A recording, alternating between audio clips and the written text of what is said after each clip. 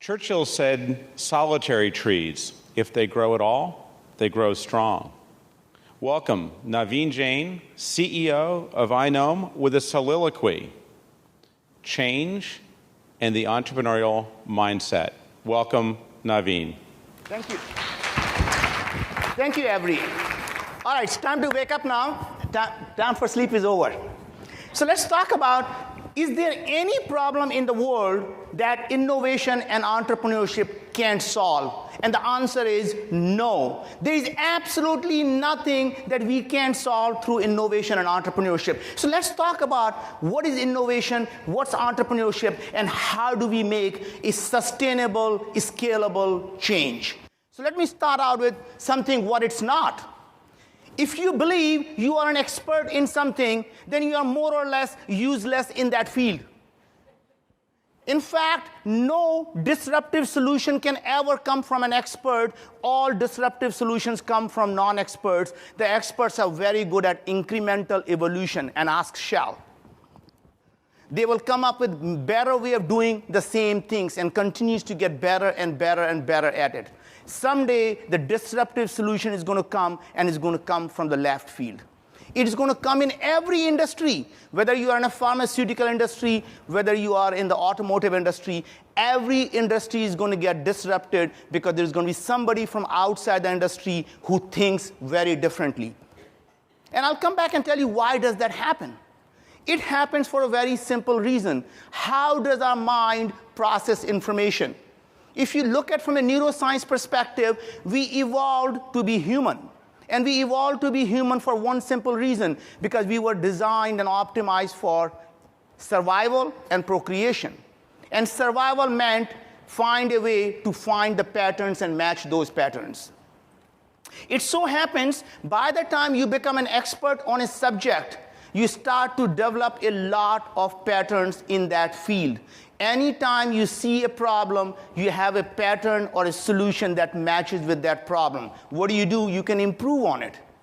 But when you are completely non-expert and you have absolutely no pattern, the way the neocortex works is it continues to move that up at the 6th level of neocortex, where you're starting to look at abstraction.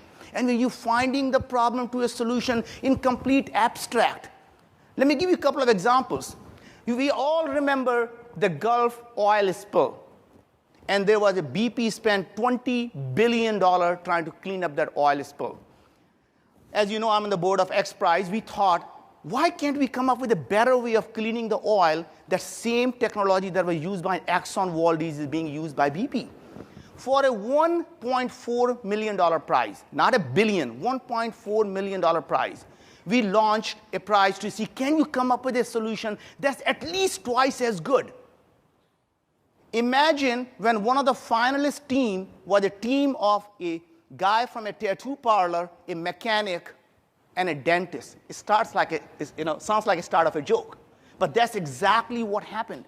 These people got together and built a solution that was 4 times better than what BP was using to clean the oil, because they had no idea how to do it. The tattoo parlor guy asked the mechanic, did you hear about the $1.4 million prize? He said, I heard about it. You're kind of a mechanic. Why can't you put something together? He said, I don't know much about drilling, but I got a dentist who drills a lot. Maybe we'll all get together and build something. And that's what they did. So think about when you're coming out with a totally disruptive solution. Now look at the pharmaceutical industry. Today, pharmaceutical industry, people who are absolutely progressive, are thinking maybe their competition comes from other pharmaceutical industries, and people who are really, really progressive, they think it might be coming from some type of biotech companies. But imagine a day when every genome is sequenced. We know everything about epigenetics. We know everything about proteomics. We know everything about connectomes. That becomes a statistical problem, and the companies that are going to come up with a solution for that disease are going to be companies like Google's and Microsoft, not the biotech and the pharmaceutical companies. So think about your competition is going to come from the industry that knows how to crunch the big data. Because it's not. It becomes a simple mathematical, statistical problem about finding what causes what. We are not looking for correlation, but we are looking for causation. And once you have everything being sequenced and you have all the data, you'll be able to find the causation of, rather than just the correlation, which is what pharmaceutical companies do today.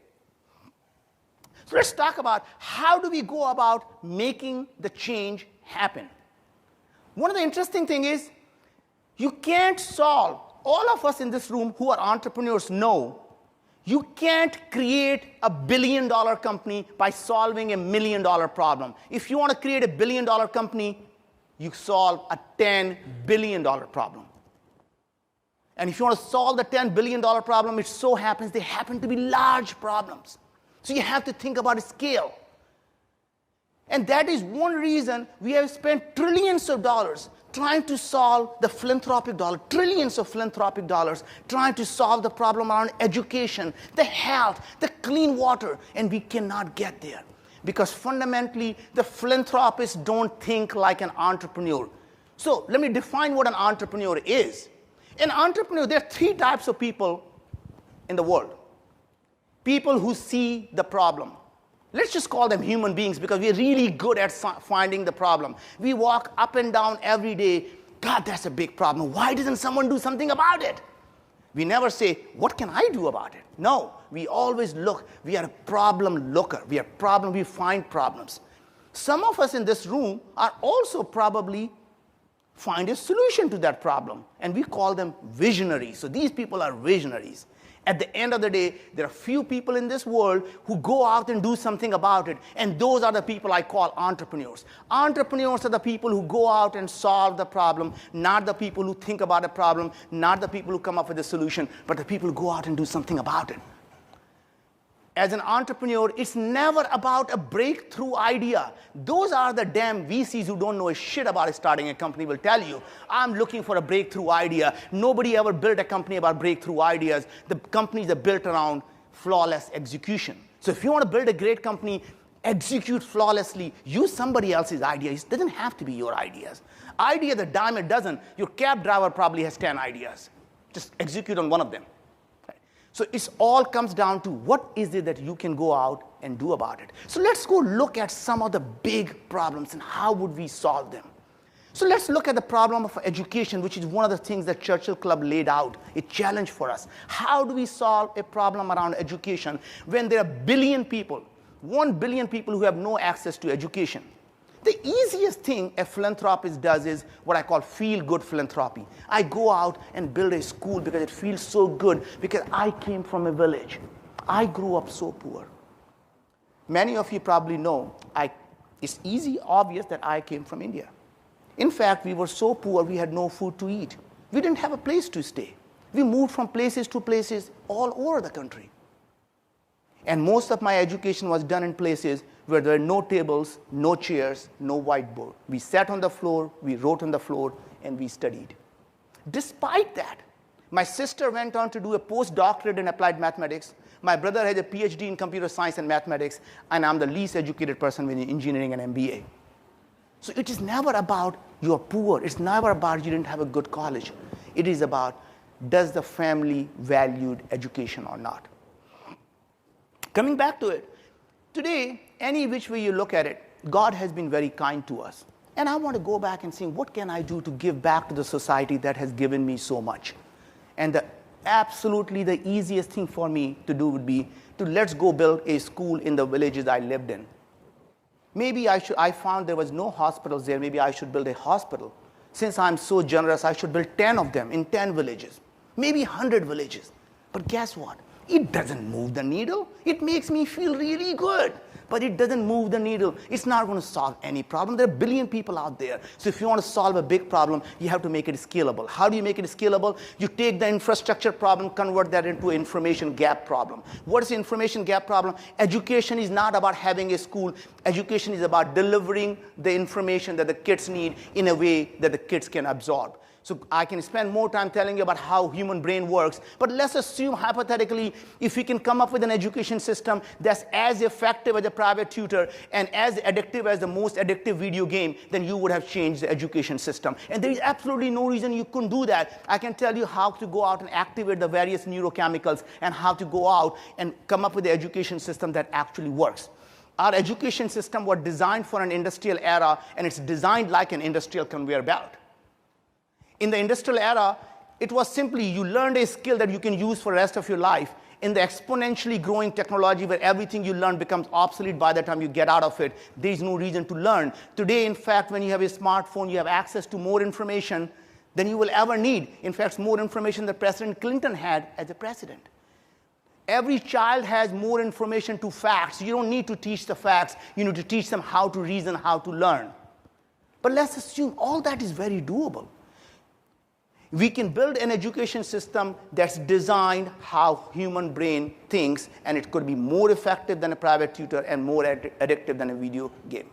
Now, healthcare, similarly, as opposed to building the healthcare, what if you can come up with a simple expert system AI program that has the sensors built into a $25 tablet?